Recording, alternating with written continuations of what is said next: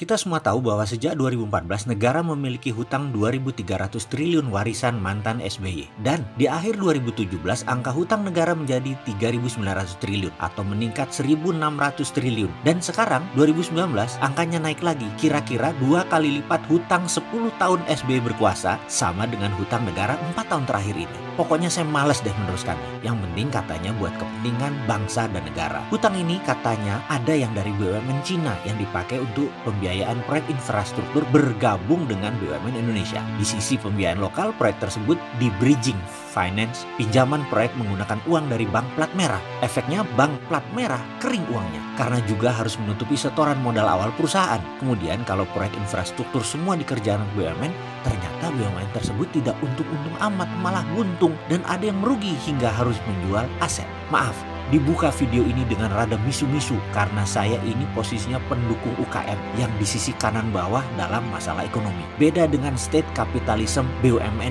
yang kiri atas, berbisnis menggunakan kekuatan negara. Kita seberang-seberangan. Saya juga gerah dengan tingkah pola BUMN yang direksinya gajinya gede-gede banget dan isinya BUMN sering dikeruk pejabat dan politikus Senayan. Yang benar-benar kerja buat negara itu sedikit. Karena itu saya juga mohon maaf kalau 2 tahun lebih saya mengkritik infrastruktur yang menurut saya banyak salah desain. Salah bangun karena terburu-buru. Di sisi lain, hal ini membuat saya dihujat sebagai tidak NKRI karena tidak setuju infrastruktur. Kok begitu ya? Jauh bener nuduhnya. Sekali lagi saya katakan, saya tidak setuju cara membangunnya yang memakai hutang, memakai teknologi Cina dan memakai orang Tiongkok. Clear saya mengatakan berimbas ke sektor pembiayaan lain karena bank sesungguhnya adalah urat nadi ekonomi. Sektor kredit jadi turun rendah, growth-nya hanya 5%. Sektor industri yang biasa di atas pertumbuhan nasional untuk pertama kali dalam waktu yang lama, industri tumbuh di bawah pertumbuhan nasional. Karena itu saya melihat faktor ekonomi ini sebagai ancaman nasional atau nation threat. Saya jabarkan latar belakang dalil threat yang saya pakai. Saya pakai teori Lloyd yang rumusnya T sama dengan I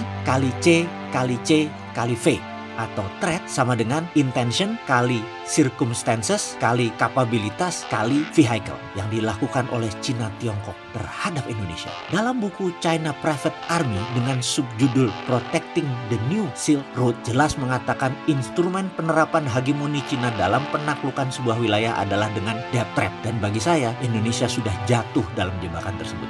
ICCV semua sudah terbukti. Intention, circumstances, kapabilitas, dan vehicle sudah membuktikan ke arah sana. Dan saya mengatakan secara gamblang, ini memenuhi kaidah negara terancam. Dan semua ini sudah memasuki titik rawan. Dalam pelajaran dasar kami diajarkan dulu di akademi, kerawanan kalau dieksploitir akan menyebabkan kelumpuhan. Siapa yang mengeksploitir? Kapan dilakukan? Saya tidak tahu. Sahabat semua boleh merenungkannya. Bagi saya melihat banyak kerawanan-kerawanan. Sungguh, saya khawatir. Saya dalam dilema besar. Boleh saya jujur dan terbuka atau saya harus diam? Masalahnya lagi, yang pro Cina itu banyak di lingkaran pejabat negara. Jadi capek kan? Karena dianggap pembicaraan kita ini mengancam mereka. Tidak, ini demi negara. Sekali lagi, karena itu rasanya tahun depan efeknya ekonomi Indonesia akan melakukan tight money policy. Uang ketat.